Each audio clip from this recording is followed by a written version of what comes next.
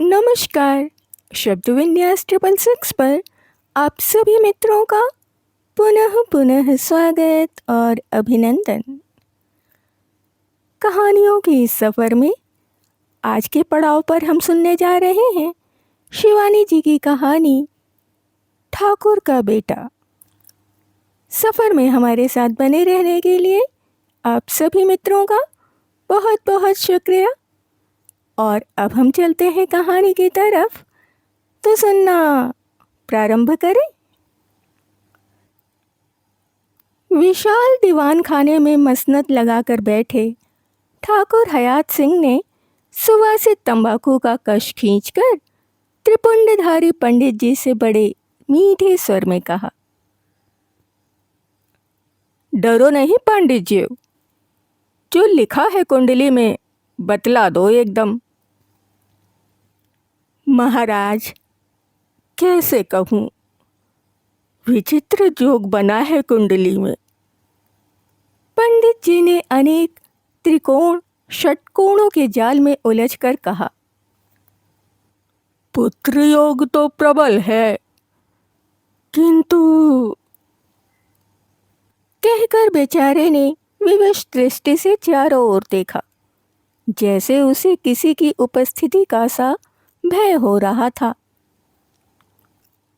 कहो कहो पुरोहित जी, निश्चिंत रहो, सिवाय दीवारों के यहाँ कोई नहीं है। हयात सिंह गुड़गुड़ी छोड़कर बैठ गए। महाराज, पुत्र होगा, किंतु आपकी इन दोनों पत्नियों से नहीं। एक और विवाह करना होगा आपको। सुलक्षणी कन्या की ग्रह स्थिति विशेष रूप से देखनी होगी। एक बात और भी बड़ी विचित्र है। कहकर पंडित जी गहरे ध्यान में डूब से गए। क्या? कहकर ठाकुर ने उचककर पंडित जी के दोनों पैर पकड़ लिए। पुत्र प्राप्ति की भविष्यवाणी से उनकी लटकी मूछें तक सतर हो गईं। पुत्र आपका वन बिहारी ही रहेगा महाराज। आपके राजमहल का सुख आप ही भोगेंगे। हरी इच्छा, हरी इच्छा। कहकर पंडित जी ने पोथी पत्रे एक और खिसका दिए। थोड़ी देर को हयात सिंह कुछ सोच में डूब से गए।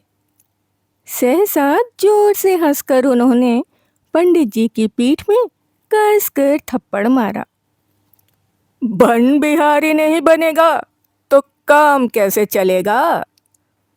हयात सिंह के कत्थे का ठेका चीड़ का ठेका, फिर कुमाऊं के और छोर तक फैले चाय के बगीचों की माया को क्या राजमहल में बैठकर संभालेगा? क्या बात कह गए हो लाख की गुरु। देखो पंडित, तुम्हारी गणना सच निकली तो तुम्हारी बामणी को सिर से पैर तक सोने से मर दूंगा, समझे? अपनी नीलम की अंगूठी उन्होंने पंडित जी की अंगुली में पहना दी। लो गुरु, यह रहा तुम्हारा बयाना। आशीर्वाद देकर पंडित जी चले गए तो हयात सिंह का समस्त उत्साह ठंडा पड़ गया। चौथेपन में तीसरी शादी? दुनिया क्या कहेगी? बेटियों के बेटे हो गए थे, दामादों से मुंह छिपाकर सेहरा कैसे बांधेगा? फिर उसकी पतिव्रता पत्नियों का राधा रुक्मणी का जोड़ा, जिन्होंने कभी सौतों का रिश्ता नहीं माना। सगी बहनों में भी ऐसा प्रेम नहीं होता। कौन कहता है कि एक मियान में दो तलवारें नहीं रह सकती? छोटी ठकुरानी चंद्रा कहती, खूब रह सकती हैं, बशर्ते मियान भी मखमली हो। सचमुच ही हयात सिंह के दिल की मियान मखमली ही थी।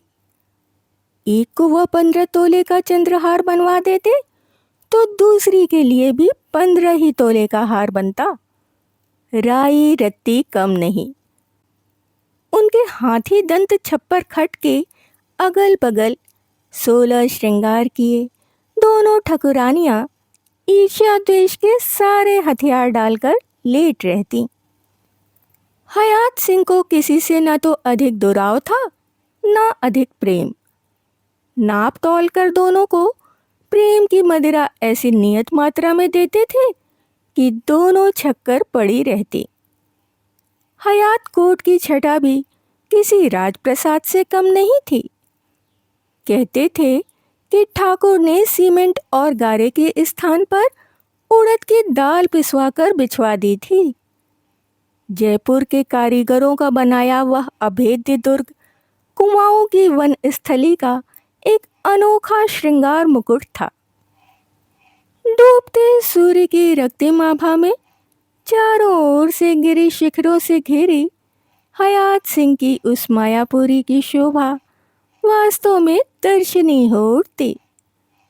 एक से एक आधुनिक कलाकृतियों के अतिरिक्त उनके प्रवेश द्वार पर एक वीनस की मूर्ति बना हाथी दांत का फव्वारा था, जिसके कस्तूरी मिश्रित सुवासित जल का ही खर्चा 400 रुपये माह था। किंतु ठाकुर हयात सिंह किस्मत के ही नहीं दिल के भी बादशाह थे। रुपया उनके हाथ का मैल था, दौलत उनकी हाथ बांधे खड़ी बांधी थी। दोनों पत्नियों से उनकी 4 लड़कियां हुईं। चारों को उन्होंने एक से एक अच्छे खाते पीते घरों में ब्याह दिया था। आज तक वे चैन की नींद ही सोते थे, किंतु पंडित जी की गणना ने उन्हें अशांत कर दिया। दोनों ठकुरानियों ने पति की अशांति भांप ली। सुनती हो, लक्षण ठीक नहीं है, छोटी ने कहा। क्यों नहीं बहन, सब समझती हूँ। आया था ना दाढ़ीजार पंडित, सिखा गया होगा कुछ।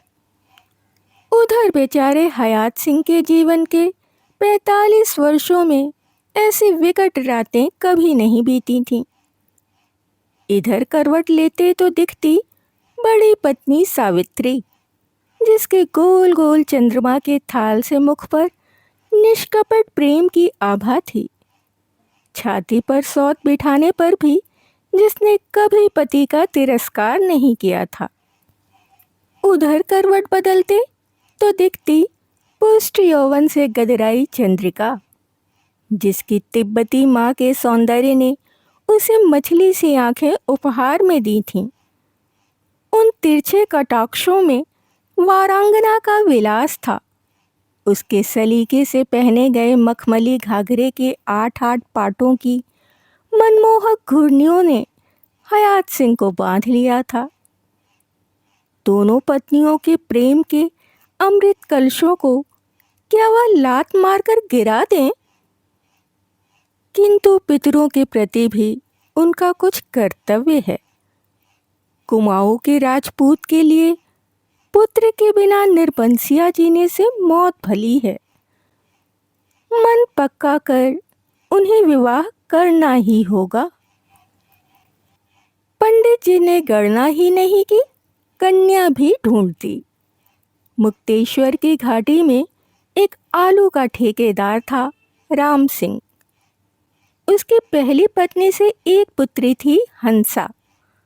विमाता उसे बैल की तरह काम में जोते रहती, किंतु दिन रात परिश्रम की अग्नि में झोंकने पर भी छोकरी का रूप फटा पड़ता था। राम सिंह भी पंडित जी का ही जजमान था और एक दिन बिना किसी आडंबर के ही ठाकुर उसे ब्याह लाए। साबी और चंद्रा ने डोली देखी और दोनों पिछवाड़े भागकर एक दूसरे से लिपटकर घंटों रोती रहीं, जैसे उनका सुहाग उजड़ गया हो। आलू के ठेकेदार की कन्या का सौंदर्य देशी उस्तरे की धार की ही भांति तीखा था। आते ही उसने अपना कमरा अलग कर लिया। हयात सिंह दिन रात चाय के बगीचों में भटकते। अब वह भी साथ जाती। गहनों की तिजोरी की चाबी उसने अपनी पतली सी कमर में लटका ली। दो नशीली आंखों वाली नेपाली दासियां थीं, शिवकली और रामकली। दोनों ही ठाकुर साहब के बहुत मुंह लगी थीं। अकारण ही वे उनके कमरे के चक्कर लगाती, कभी पान लेकर, कभी सिगरेट जलाने के बहाने उन पर गिरी पड़ती। हंसा ने चौथे ही महीने दोनों को छुट्टी दे दी और अपने मायके से दो बूढ़ी बदसूरत ठकुरानियां ले आई। एक विधवा ताल्लुकेदार ने और उसकी सुंदरी पति परित्यक्ता पुत्री नीलम ठाकुर साहब के क्लब की सहचरी थी। उनकी जमी जड़ों को साबी और चंद्रा के सतीत्व का तेज भी नहीं उखाड़ सका था, पर हंसा ने अपनी एक ही आग्नेय दृष्टि से उन्हें भस्म कर दिया। एक दिन दोनों आई तो हंसा ने पुत्री के कटे बालों को खींचकर उसके लिपस्टिक रंजित चेहरे पर कस कर तमाचा खींच दिया। खबरदार, जो आज से यहाँ देखा, कोठे में क्यों नहीं बैठ जाती?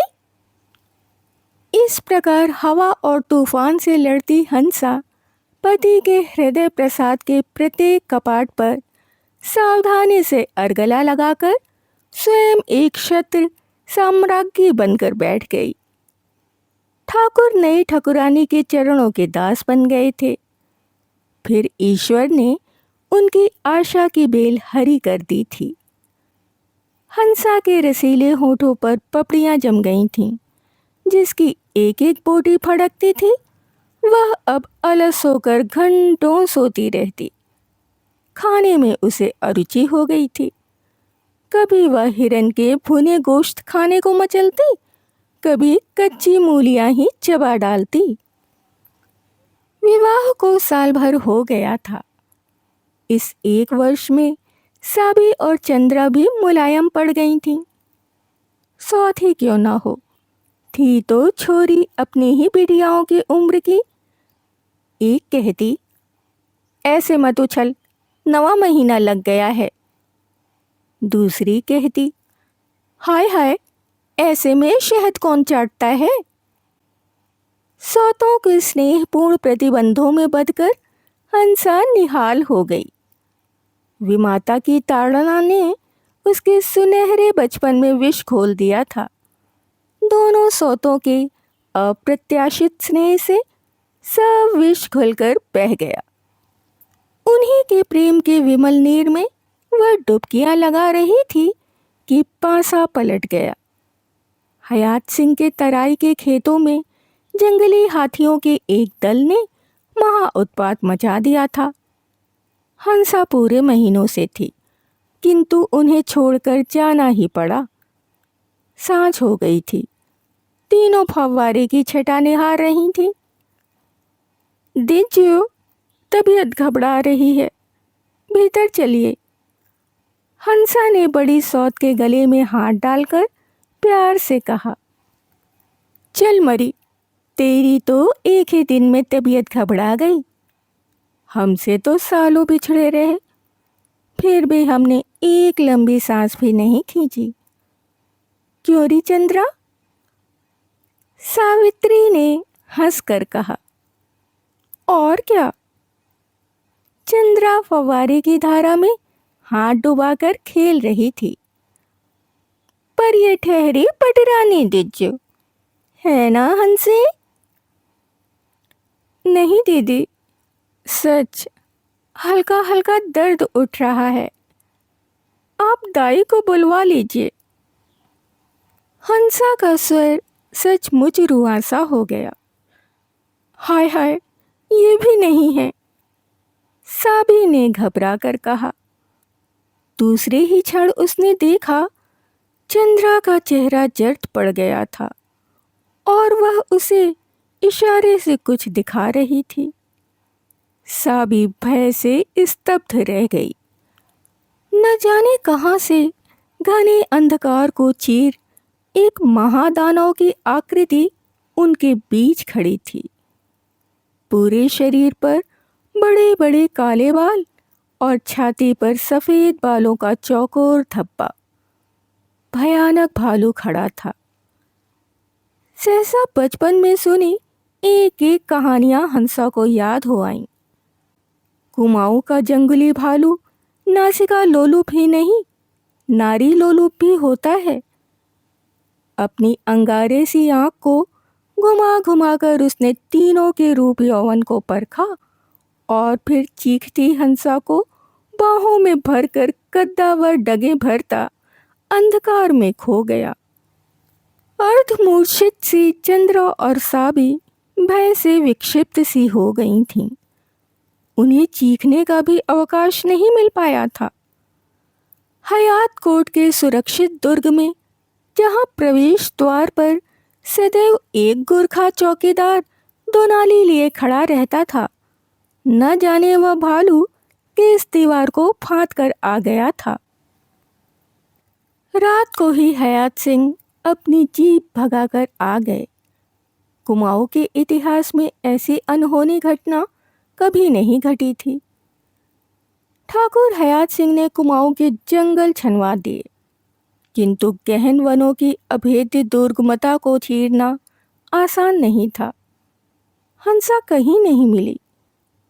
कुछ माह पहले यह घटना घटी होती तो उसकी दोनों सौतें शायद घी के दिए जलाती, किंतु आज उसी सुंदरी सौत का विछोह उन्हें असह्य हो उठा।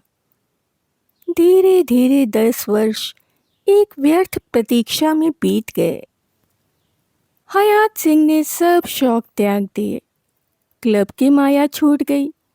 कभी इक्के दुक्के एक आध पेग चढ़ा लेते। पहले बोटी के बिना गस्सा नहीं तोड़ते थे, अब उसी चौके में प्याज भी नहीं कटता। 10 वर्षों में भी वे अपनी सुंदरी पत्नी की स्मृति को भुला नहीं पाए थे। एक दिन वे बहुत दिनों से जंग लगी अपने दोनाली को साफ कर रहे थे। रात बहुत हो गई थी। उनकी दोनों पत्नियां जब सो गईं, तो वे चुपचाप बंदूक लेकर गोल कमरे में आ गए थे। द्वार खटका। उन्होंने खोला तो देखा गुमान खड़ा था। गुमान सिंह हयात सिंह के वयस में बहुत छोटा होने पर भी उनका अंतरंग मित्र था। ठाकुर हयात सिंह के विवाह होने से पूर्व हंसा से उसके विवाह का प्रसंग भी चला था और उस प्रस्तावित रिश्ते को लेकर कभी कभी दोनों मित्रों में रसिक छींटाकशी भी चलती थी। किंतु हयात सिंह से हंसा का विवाह हो जाने पर भी दोनों की मैत्री सुदृढ़ थी। हयात की दोनों पत्नियों को वह भौजी कहकर पुकारता, पर हंसा से कहता हंसी। कुछ भी कहो हयात, आलू के ढेर में पड़े इस हीरे को पहले मैंने ही देखा, पर झपट्टा मारकर तुम ले गए। हंसा लाल पड़ जाती। उसके गांव में वह शिकार खेलने अक्सर आता था और कभी उस छैल छबीले जवान ने उसकी भूख प्यासी हर ली थी। रिश्ते में वह उसकी विमाता का चचेरा भाई था। वह प्रायः शिकार खेलने आता और उन्हीं के घर टिकता। हंसा कभी उससे खाली कारतूस मांगती तो वह हंसकर कहता, मामा क्यों नहीं कहती मुझे? मामा कहेगी तब दूंगा। क्यों कहूँ? तुम मामा होते तो कहती भी। वह शैतानी से मुस्कुरा कर कहती, तो क्या हूँ री मैं तेरा? कहकर उसने एक दिन उसकी चोटी इतनी जोर से खींच दी कि वह खींचती स्वयं उसकी छाती पर ही आ गिरी थी। मैं तुझे अपने मंगेजे सगाई के लिए मांग लूंगा हंसा, विद्या कसम। इसी इतवार को आऊंगा। वह कह गया था, पर इतवार के पहले आता था शनि, और शनिचर के दिन ही पांडे जियो उसे ठाकुर हयात सिंह के लिए मांग ले गए। हयात सिंह था लाखों का मालिक, गुमान सिंह था एक सामान्य सा ठेकेदार। विवाह होने के पश्चात उसने गुमान सिंह को अपने यहाँ हयात सिंह से हंसते बोलते देखा तो भय हुआ कि कहीं ईर्ष्यावश वह उसकी कारतूस याचना का भेद न खोल दे। पर उसकी अलमस्त हंसी सुनती तो उसका भय बह जाता। अपने वैभव में भी वह उसके उदास चेहरे को भूल नहीं पाती। हंसा के खो जाने के बाद भी वह प्रायः तराई से चला आता था, पर आज इतनी रात को उसे देखकर ठाकुर अवाक रह गए। गुमान, इतनी रात को कैसे चले आए? उन्होंने अपनी बंदूक नीचे रख दी। मैंने आज एक अजब नज़ारा देखा हयात। सोचा तुमसे नहीं कहूँगा तो पागल हो जाऊँगा। उसके रूखे बाल बिखरे और चेहरा जरा सा निकल आया था। क्या बात है गुमान? बैठो, लो, थोड़ी सी ब्रांडी लो। कहकर ठाकुर ने अपने शेल्फ से बोतल निकाली। एक सांस में ब्रांडी घुटक कर गुमान ने हयात के कंधे पर हाथ रखा।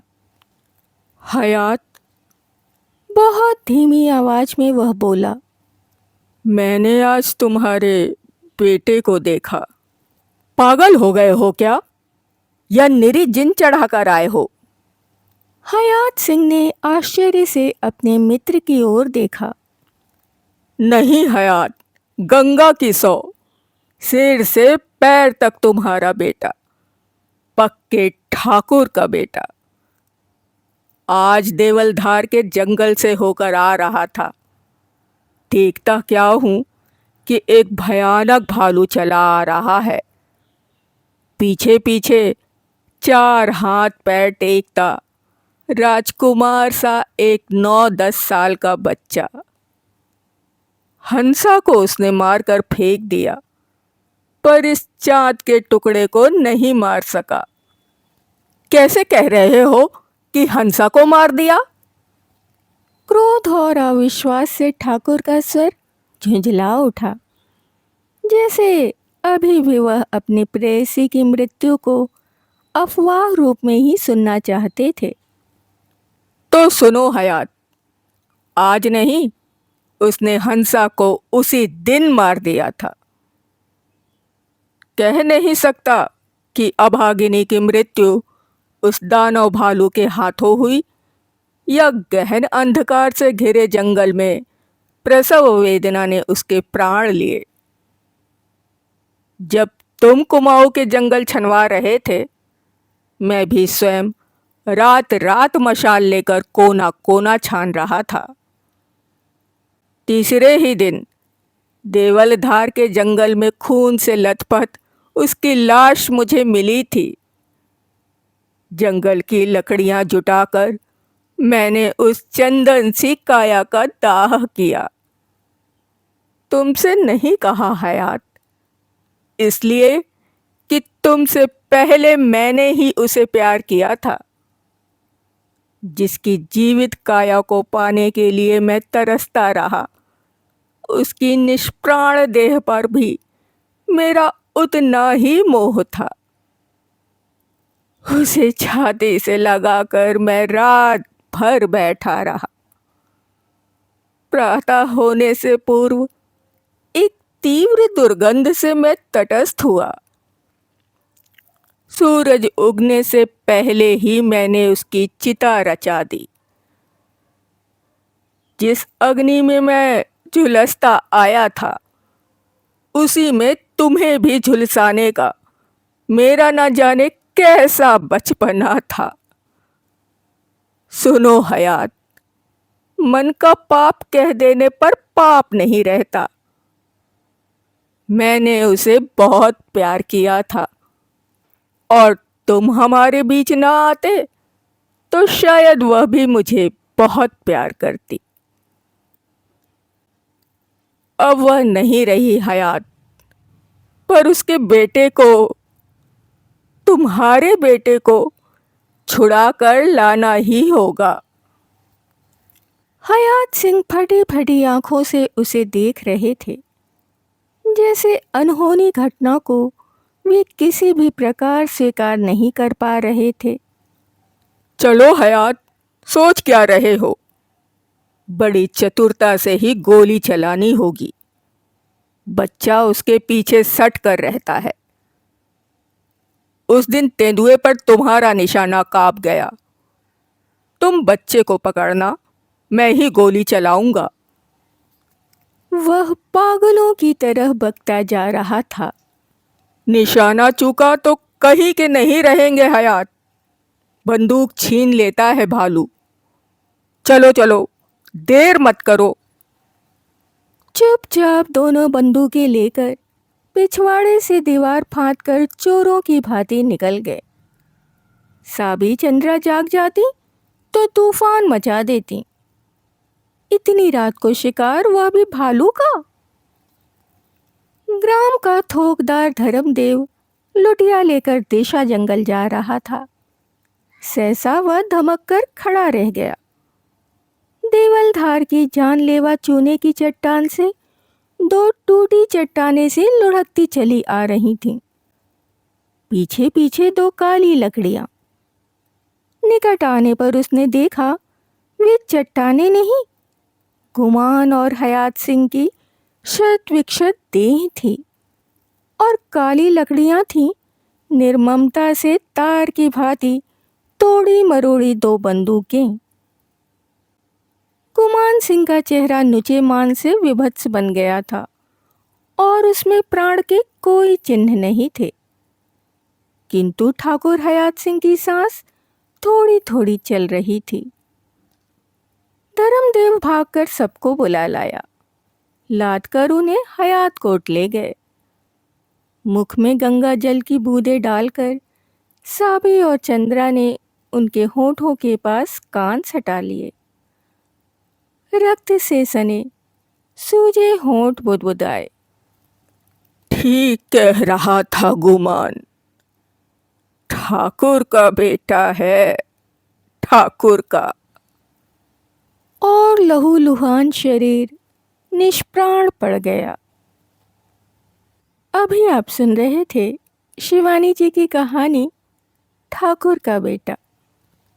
कहानी के बारे में अपने विचार हमारे साथ अवश्य ही साझा करें। यदि कहानी और उसका प्रस्तुतिकरण आपको पसंद आया हो तो आप इसे लाइक कर सकते हैं, मित्रों और परिवारजनों में शेयर भी कर सकते हैं। जो भी सदस्य पहली बार चैनल पर आए हैं वो चैनल को सब्सक्राइब कर लें और बेल आइकन को दबाना बिल्कुल भी ना भूलें। कहानियों और उनके प्रस्तुतिकरण से संबंधित यदि कोई विचार, सुझाव, आलोचना या फरमाइश आपके पास हो तो उसे कमेंट्स के जरिए हम तक आने दें। इसके अतिरिक्त अपने पसंद की कोई कहानी, उपन्यास या अपने पसंदीदा किसी लेखक की कोई रचना यदि आप हमारे द्वारा इस मंच के द्वारा सुनना चाहते हो तो उसके लिए भी आप कमेंट्स में हमें लिख सकते हैं।